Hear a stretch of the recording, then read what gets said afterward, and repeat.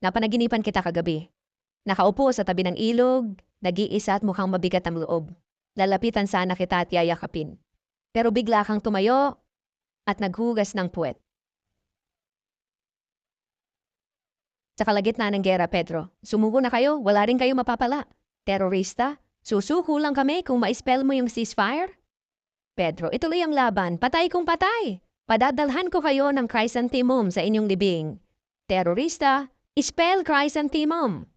Pedro, sabi ko Rose, bingi ka ba? Laban kung laban, walang spellingan.